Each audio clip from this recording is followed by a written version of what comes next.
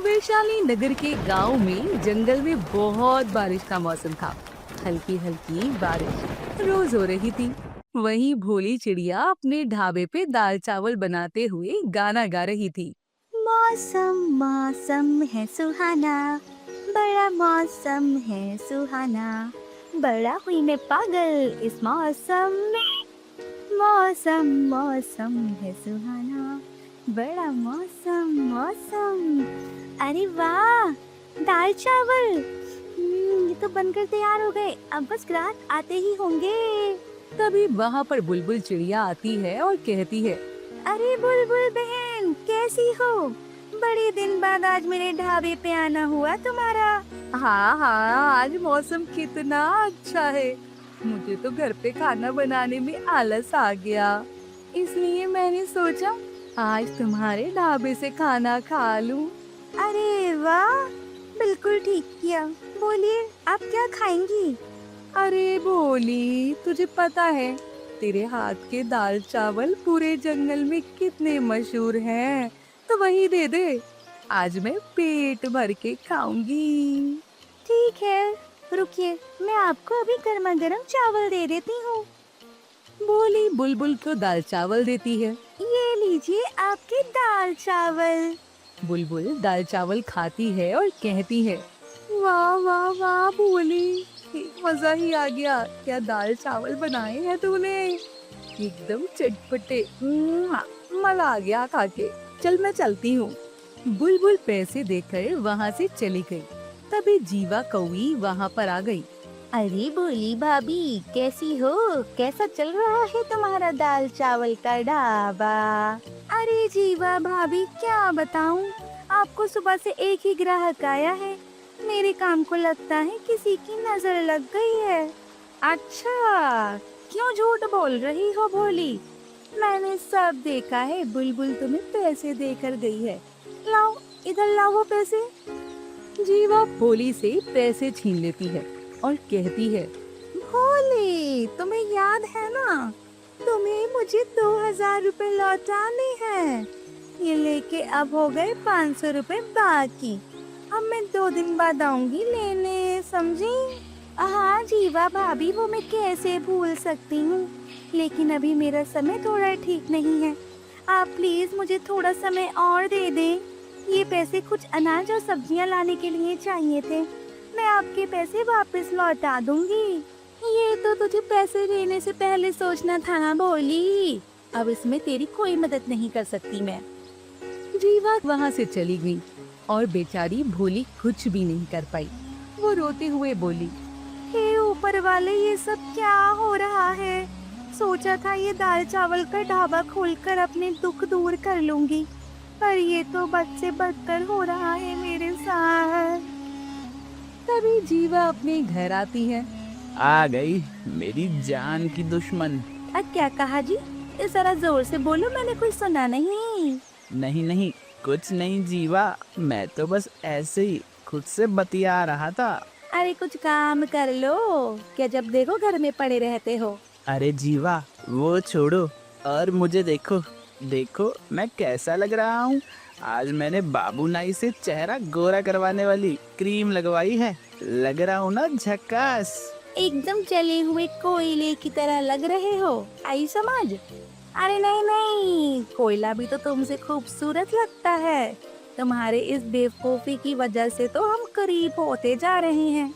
जरा मुझे देखो कैसे बिना काम किए पैसे कमाती हूँ। क्या मतलब, तुम आज भी भोली के ढाबे पर गई थी?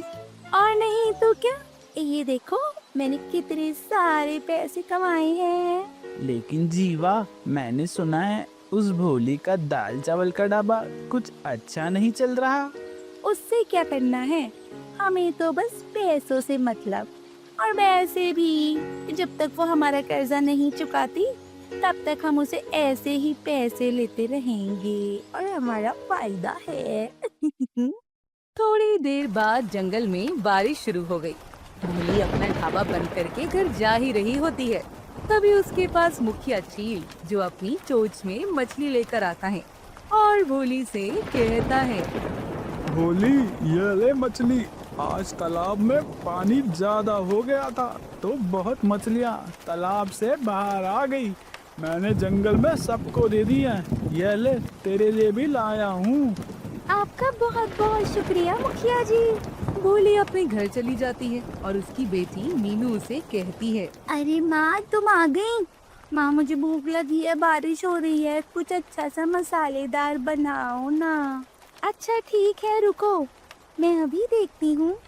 भोली अपने रसोई घर में जाती है तो उसे अपने रसोई में कुछ बेसन दिखाई देता है।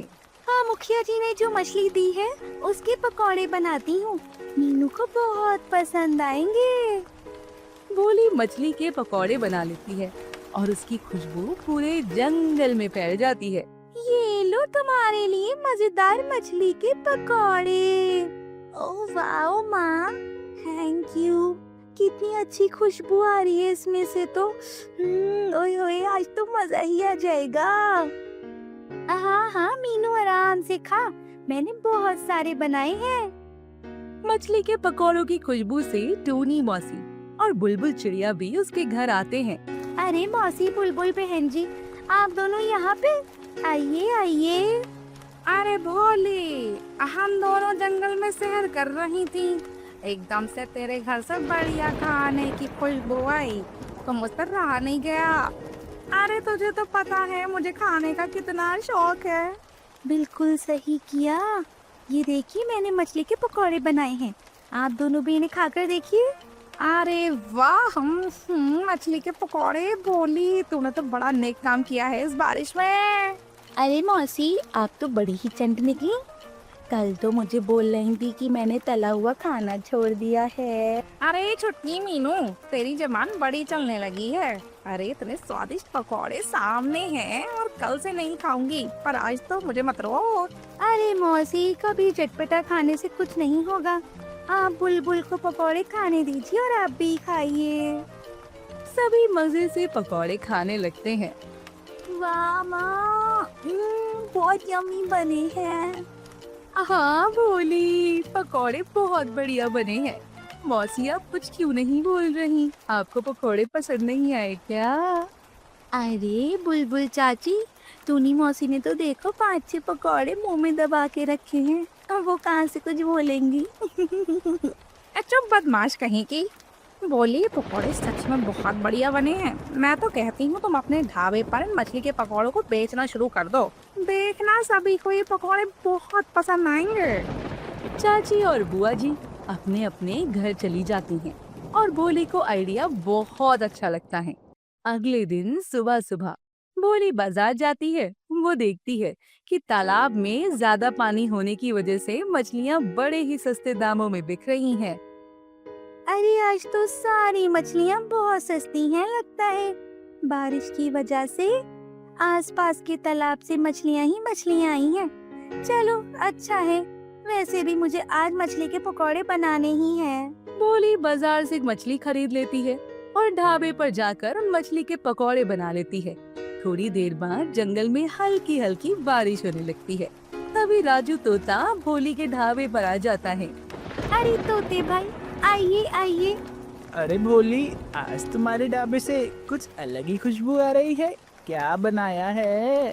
तोते भाई, बारिश को देखते हुए आज तो मैंने सिर्फ मछली के पकौड़े बनाए हैं। अच्छा, पहले मुझे खाकर देखने दो, फिर मैं बताऊंगा कि अपनी पत्नी के लिए ले जा सकता हूँ या नहीं।